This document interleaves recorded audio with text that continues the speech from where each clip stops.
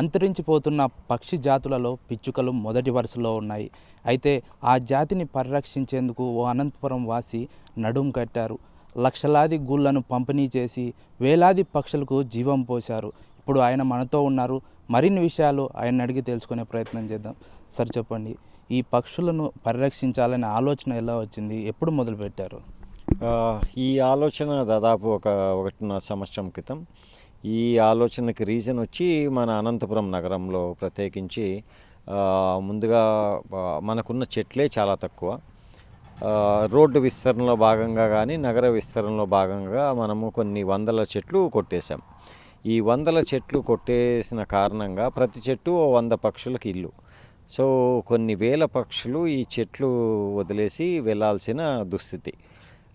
So దీనికి మార్గం ఏమి అంటే, ఎంత ఫాస్ట్గా మనం ఈ పక్షులకి ఇల్లు అంటే గూళ్ళు కట్టగలిగితే ఈ పక్షులు మళ్ళా గుడ్లు పెట్టి ఆ గుడ్లల్లో నుంచి మళ్ళా పక్షులు పుట్టడం అనేది ఒక కామన్ సెన్స్తో కూడిన ఒక ఆలోచన. సో అందుకు మేమేం చేసినామంటే, పక్షిగూళ్ళు న్యాచురల్ టెంకాయ పీస్తో కన్యాకుమారి అలపిలో ఇటువంటివి చేయించి దీనిని అనంతపురం నగరం అంతా అంటే 5 కిలోమీటర్ల రేడియస్లో కట్టడం జరిగింది. ఇప్పటి వరకు మేము 68,000 పక్షిగూళ్ళు కట్టాము.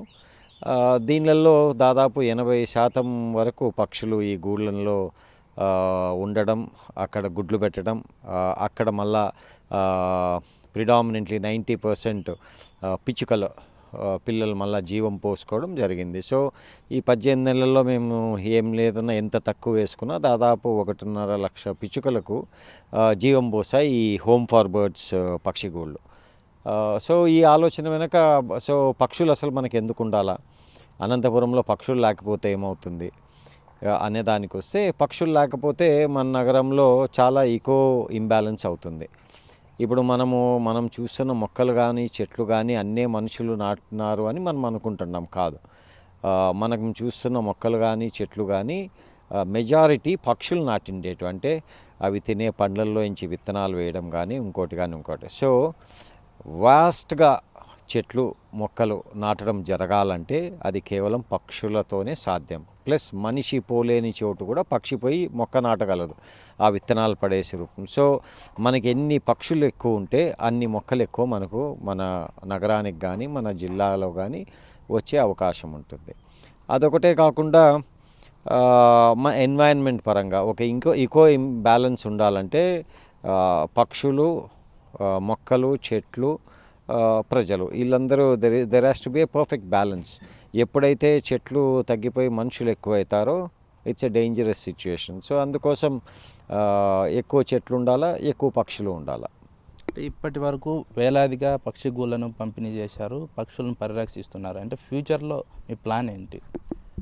మేము యాక్చువల్గా ఈ హోమ్ ఫార్ బర్డ్స్ అనేది మాది చాలా చిన్న team, which is a self funded team. అంటే నా జీవితం సేవింగ్స్, నా లైఫ్ సేవింగ్స్ డబ్బులతో చేస్తున్న ప్రాజెక్ట్ ఇది.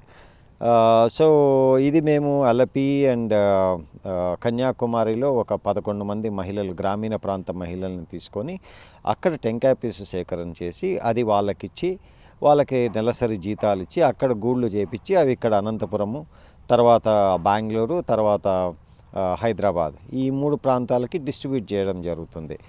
తెలంగాణలో WWF వాళ్ళు ఈ ప్రాజెక్ట్ చేస్తున్నారు, బెంగళూరులో క్రైస్ట్ కాలేజ్ వాళ్ళు చేస్తున్నారు, ఇక్కడ మేము చేస్తున్నాం.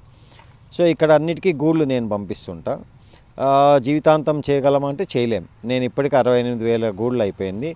మేబీ 75,000 నుంచి 80,000 గూళ్ళ వరకు చేసే ఆర్థిక స్తోమత ఇది నాకు ఉంటుంది. దానిపైన చేయడం చాలా కష్టమైన పని. సో అందుకు దీన్ని ప్రజల్లోకి తీసుకువెళ్ళి వాళ్ళు మళ్ళా నాలాగా కొన్ని చేయగలిగితే, ప్రతి వ్యక్తి ఒక 10 గూళ్ళో 50 గూళ్ళో 100 గూళ్ళో చేసుకొని వాళ్ళు కట్టగలిగితే చాలా మేలు.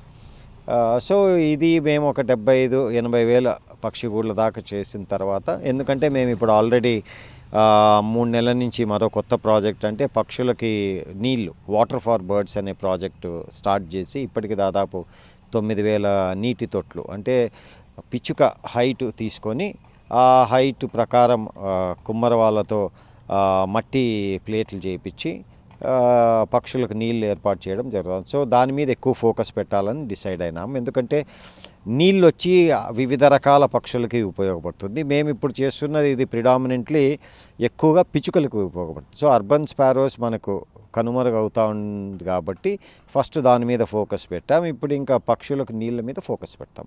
అంటే ప్రధానంగా ఈ పిచ్చుకలు అంతరించిపోవడానికి కారణాలు ఏమనుకుంటున్నారు? ప్రధానంగా పిచ్చుకలు అంతరించిపోవడానికి మనకు బాగా వినపడే ఒక రీజన్ వచ్చి సెల్ టవర్స్, రేడియేషన్ అని.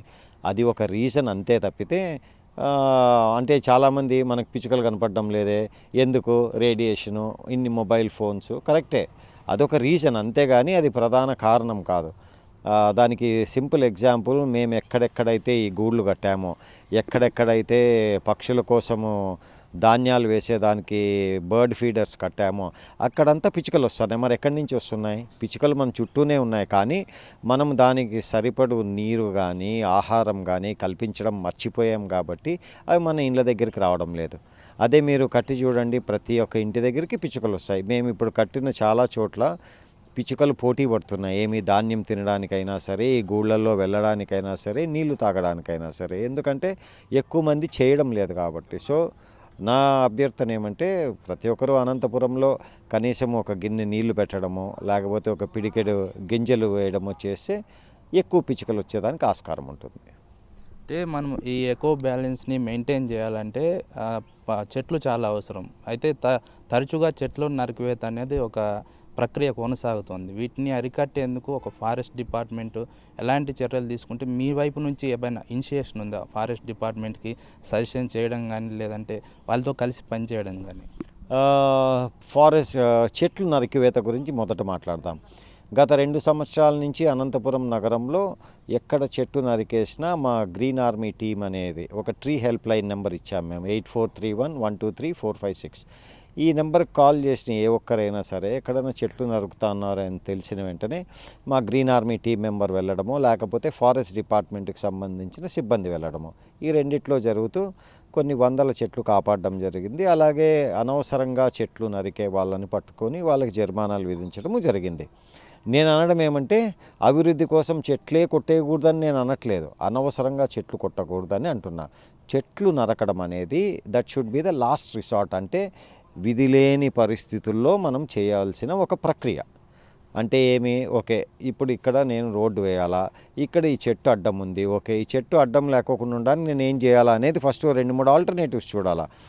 ఎగ్జాంపుల్ తీసుకుందాం, వేరే రాష్ట్రాల్లో, మన పక్క రాష్ట్రాల్లో ఏం జరుగుతూ ఉందని. ఈరోజు కర్ణాటకలో మెట్రో దీనికోసమని కొన్ని వేల చెట్టు కొట్టేసినారు, కానీ అందులో చాలా వరకు ట్రాన్స్లోకేట్ చేసినారు. అదేవిధంగా హైదరాబాద్ తీసుకుంటే కొన్ని వేల చెట్లు ట్రాన్స్లోకేషన్ చేసినారు. ఒక్కొక్క చెట్టు ట్రాన్స్లోకేట్ చేయడం చాలా ఖర్చుతో కూడుకున్న పనే కదా అంటే కరెక్ట్. ఎందుకంటే 30-40 ఏళ్ళ చెట్టు దాదాపు 200 టన్నులు ఉంటుంది. ఒక 200 టన్నుల చెట్టుని మనము ఒక చోటు నుంచి తీసుకొని పోయి మరొక చోటుకి పెట్టాలంటే దాదాపు 30-40 వేల రూపాయలు ఖర్చు అవుతుంది. అదే ఒక మొక్క వేసి ఆ మొక్కని మనము అంత చెట్టుని చేయాలంటే మన ప్రభుత్వం ఖర్చు పెట్టే డబ్బు దాదాపు 80,000 నుంచి 1,00,000 రూపాయలు. మన గణాంకాలు తీసుకుంటే అనంతపురం జిల్లాలో గత 2 సంవత్సరాల్లో 2 కోట్ల మొక్కలు నాటినట్లు మన గణాంకాలు, ప్రభుత్వ గణాంకాలు చూపుతున్నాయి. 2 కోట్ల మొక్కలకి నీళ్ళ ఖర్చు ఏమి, మట్టి ఖర్చు ఏమి, ఇదంతా ఎంత అవుతుంది? ఈ 2 కోట్ల మొక్కలు నాటిన తర్వాత అందులో ఎన్ని చెట్లు అవుతున్నాయి ఎవరికీ తెలియదు. సింపుల్ ఎగ్జాంపుల్, 2 కోట్ల మొక్కలు నాటితే దాంట్లో 3-4% మాత్రమే చెట్లు అవుతాయి. సో కోట్లల్లో మొక్కలు నాటి కేవలం వేలల్లో చెట్లు చూసేదానికన్నా ఉన్న చెట్లు ఒక చోటు నుంచి మరొక చోటుకి ట్రాన్స్లోకేట్ చేయగలిగితే ఆ 2 కోట్ల మొక్కలకు ఖర్చు పెట్టే డబ్బు ఈ ట్రాన్స్లోకేషన్కి కొంత భాగం తీసుకొని ఖర్చు పెట్టగలిగితే బాగుంటుంది. మరొక అనంతపురంకు మాత్రమే సంబంధించింది ఏమంటే చెట్లు సంరక్షించాల్సిన బాధ్యత కేవలం ఫారెస్ట్ డిపార్ట్మెంటే కాదు, అనంతపురం మున్సిపల్ కార్పొరేషన్ మీద కూడా ఉంది. కానీ మన దౌర్భాగ్య పరిస్థితి ఏమంటే అనంతపురం మున్సిపల్ కార్పొరేషన్లో మనకు చెట్లు సంరక్షణపై ఒక పాలసీ కానీ లేకపోతే చెట్లు ఎలా కాపాడాలా అనే దాని మీద ఒక అవగాహన కానీ ఏమీ లేకపోవడం దురదృష్టకరం. కొన్ని మున్సిపాలిటీల్లో చెట్లను కాపాడడము, చెట్లను నరకకూడదు, చెట్లకు మేకులు కొట్టకూడదు అనేది ఒక మున్సిపల్ చట్టాలే తీసుకొచ్చినారు. అంటే ఆ పర్టికులర్ కార్పొరేషన్, ఇప్పుడు బెంగళూరు బృహత్ బెంగళూరు మహానగర పాలికే అని ఉంది, అక్కడ ఒక చట్టం ఉంది. ఏమని, ఎవరైనా సరే ఒక చెట్టుకి మేకు కొడితే వాళ్ళ మీద ఎఫ్ఐఆర్ లాడ్జ్ చేస్తారు. ఎందుకంటే మన ఊర్లో మీరు చూస్తే ఏ చెట్టుకు చూసినా కానీ కనీసం 20-30 మేకులు కొట్టింటాం, బోర్డులు అడ్వర్టైజ్మెంట్ బోర్డులు అవి పెట్టి. అవి చేయకూడదు. దానికి మున్సిపాలిటీ వాళ్ళ ముందుకొచ్చి చట్టపరమైన చర్యలు తీసుకురావాలా, చట్టాలను చేయాలా. అది మనం చేయడం లేదు ఒకటి. ఇంకో ఇంపార్టెంట్ ఏమంటే ప్రజల్లో అవగాహన. నేను చాలాసార్లు చూస్తాను, ఇంటి ముందున్న పెద్ద చెట్టును కొట్టేసి షీట్లు వేసి కార్ షెడ్ వేసుకుంటారు. ఎంత మూర్ఖత్వం అది. నీడనిచ్చే ఆ చెట్టును కొట్టేసి నీడ కావాలని యాస్బెస్టస్ షీట్సో లేకపోతే రేకులతో కార్ షెడ్లు వేసుకుంటున్నాం. ప్రజల్లో కూడా అవగాహన చాలా రావాలా. మనం కేవలం ఈ ఫారెస్ట్ డిపార్ట్మెంట్ కానీ మున్సిపాలిటీ కానీ ఏదో వరల్డ్ ఎన్వైరన్మెంట్ డే రోజో లేకపోతే చెట్లు పెంచాలా మొక్కలు పెంచాలా అని ఒక బ్యానర్ పట్టుకొని ఒక ర్యాలీ చేయడమో ఒక చిన్న అవగాహన సదస్సు పెడతాన్నాం అంతే తప్పితే సంవత్సరం పొడవు జరగాల్సిన ప్రక్రియ ఇది అనేది మనం మర్చిపోయినాం. సో చెట్లను కాపాడడం ప్రతి మనిషికి, ప్రతి అధికారికి, ప్రభుత్వ యంత్రాంగానికి 365 డేస్ చర్య ఇది. అది మనం మర్చిపోయినాం కాబట్టి మన ఊర్లో ఇలా చెట్లు మాయమవుతూ ఉన్నాయి. అనంతపురం లాంటి కరువు ప్రాంతంలో ఎకో బ్యాలెన్స్ మెయింటైన్ చేయాలని, పక్షులు చెట్లతో ఉంటేనే మనిషి మనుగడ సునాయాసంగా సాధ్యమవుతున్నది, లేదంటే జీవితం దుర్భరం అవుతుందని చెప్పేసి అనిల్ కుమార్ గారు చెప్తున్నారు. విజువల్ జర్నలిస్ట్ దారదపీరుతో భరత్, అనంతపురం నుంచి.